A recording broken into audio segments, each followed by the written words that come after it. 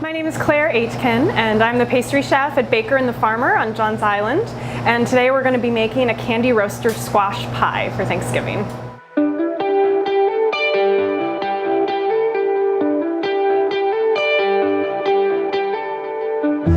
You're going to want to scrape out the seeds, the pulp from the middle. We got this from Rosebank Farms. On Wadmalaw Island. They've got a great selection of squash right now, so if you're looking to get these, head on down there and they'll set you up.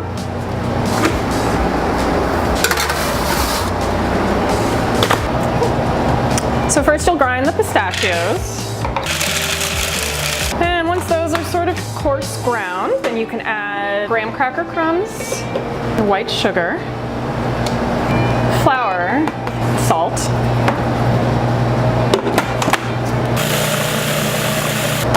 and once that's blended is when you add your melted butter. And you can just pulse this until it comes together.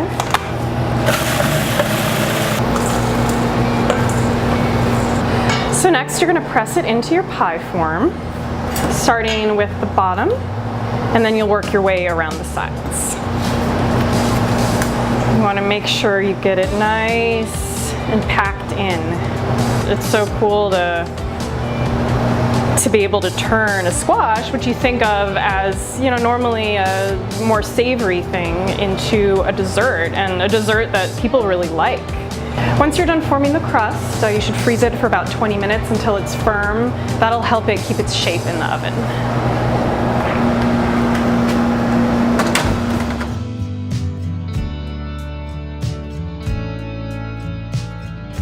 After the crust is done baking, and while it's still warm, you want to brush the inside with your lightly beaten egg white. What this will do is kind of help seal it, and it'll aid in keeping the crust from getting soggy because your squash filling has a lot of moisture. So this just kind of seals all that out.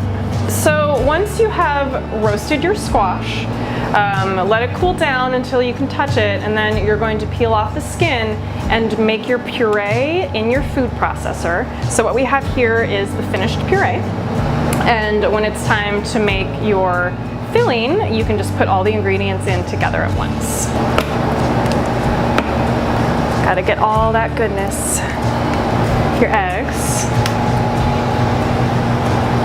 both sugars, salt, and your milk.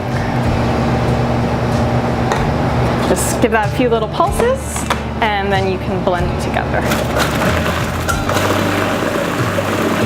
And your filling, just pour straight into that pie shell.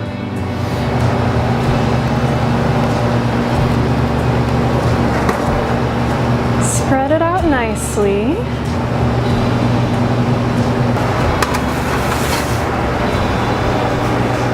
So once your pie is out of the oven and completely cool, you can spread the sweetened whipped ricotta onto it. So just give it some big blobs. That's what I like to do. Be generous. Spread it around with an offset spatula. No need to be perfect here because it's going to taste perfect. You can garnish it with some candied pistachios, and it's ready.